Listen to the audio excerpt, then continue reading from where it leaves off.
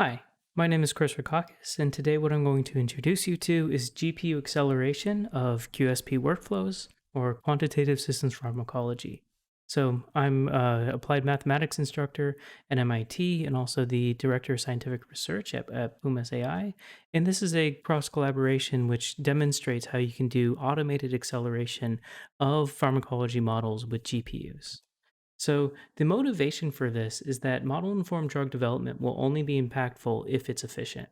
And the reason is because clinical development programs are always looking to reduce that white space between trials. So, before after one trial ends, before the next trial starts, there's this analysis phase, and this is really the one part that you can chop down because clinical trial lengths are fixed, right? So if you can make everything more computationally efficient and more efficient to the modeler, then you can actually speed up this drug development pipeline. So the goal here is to make QSP modeling and simulation far more computationally efficient. And what we need to do, though, in order to do this correctly, is that we need to make sure that, just because we have something that can accelerate your code, it's not necessarily good unless the actual user can use this without having to spend a lot of time, right? Because that kind of defeats the purpose. Like if the true time actually is more than what it was before. So the challenge is how can we achieve hyper computational performance without high investment of a full-time employee? And so the way that we're going to get there is through Julia on GPUs. So Julia has this compilation mechanism such that it can automatically compile a code to GPUs, and the code that's generated from it is fast. So these are some benchmarks that are shown from the NVIDIA blog. On the NVIDIA website that demonstrate that the Julia CUDA compiler is something that is fairly efficient and essentially matches C. So what we want to do with this is we want to be able to take models that are already written, in high level Julia, so people who are already doing QSP, we want to take your model and automatically accelerate it with GPUs. And now the problem is that GPUs require a lot of structure, right? So with GPUs, you essentially have 3,000 cores for the price of a four-core CPU. So at a face value, it seems like it's just easy. You just use the 3,000 cores and you get a speed up. But the problem is that standard CPU programs will not run on a GPU. Essentially, the way to think about the GPU programming paradigm is it's something called single program multiple data, or SPIMD, and which is that a GPU must be running the same calculation on all cores at the same time.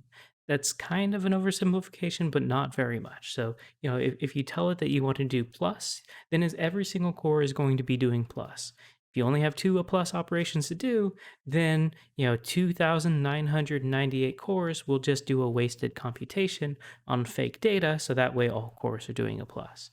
So this means that you really have to have this kind of structure such that you can do everything do a plus, and then everything do a multiply, everything do a plus, everything do a multiply. If you don't have that structure, then you're just wasting the cores.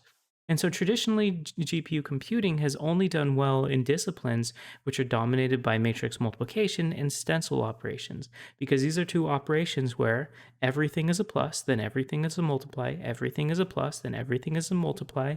And so, though, matrix multiplication is like the one program which has been heavily optimized on GPUs.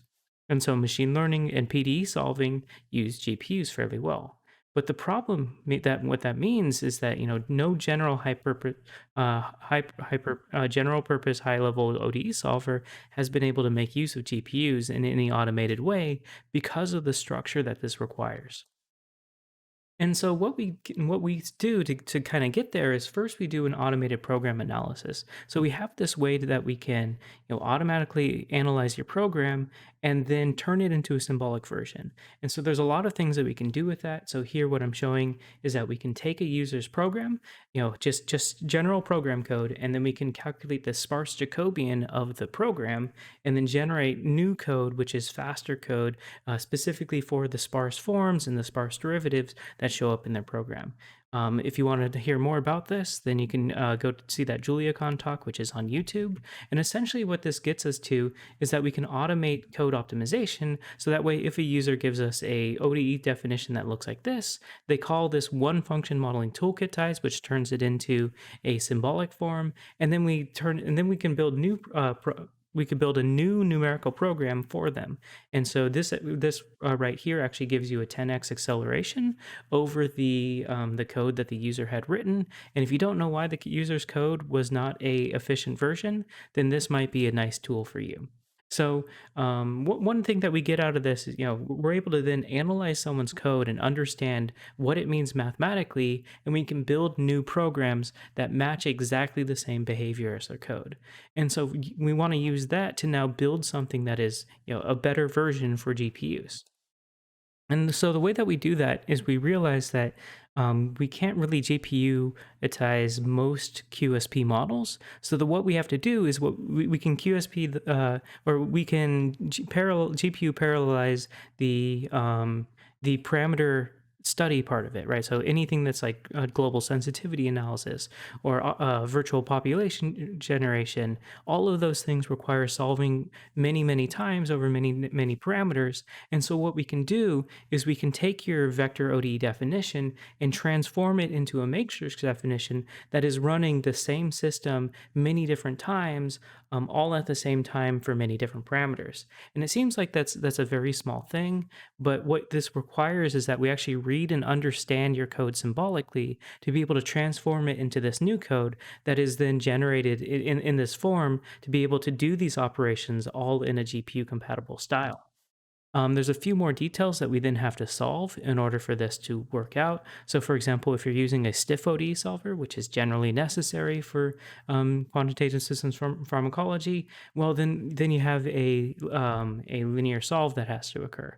And so, what we have to do is, you can understand that the Jacobian that you get out of this matrix defined ODE ends up actually being a block Jacobian, and so then you can parallelize the LU factorization in a very fast form by doing essentially doing the linear solve on the different subsystems that define this now composite of one system repeated over many parameters.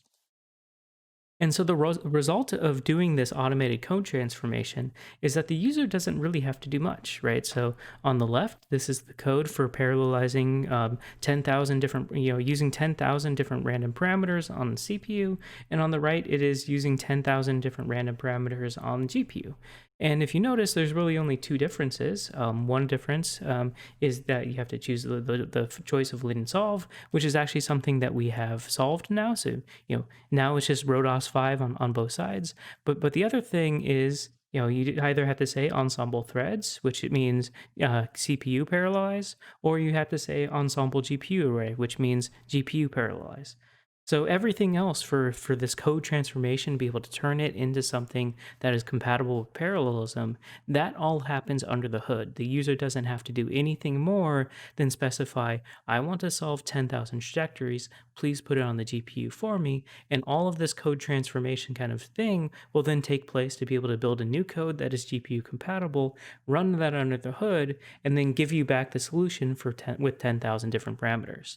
So this is this new library that's added to the Julia SciML ecosystem, which we call DiffyQ GPU for automatic GPU parallelization of differential equation models.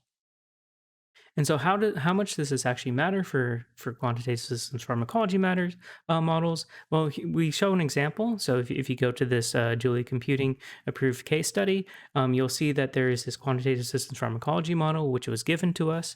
When we change it from the C sundials code that was given to us, and we translate this into Julia, we get an immediate 7x speedup by using the improved Julia-based solvers. Then we multi-threaded it in Julia, so made use of the parallelism in CPUs. That gives us a 35x. And then we made this use the automated GPU form, and that brought it all the way up to 175x acceleration versus the original code, which was already hand-optimized C code that was using sundial. So someone had already changed it from MATLAB to C to get more performance, and this beat that person who tried to do hand performance It beat it by 175x. So please come see our talk at ACOP, which goes more into this case study, or you can check out that case study online. So in conclusion, we built an automated system that gives you the full acceleration with GPUs without having to do anything more than tell the system to change your code for you. So thank you very much.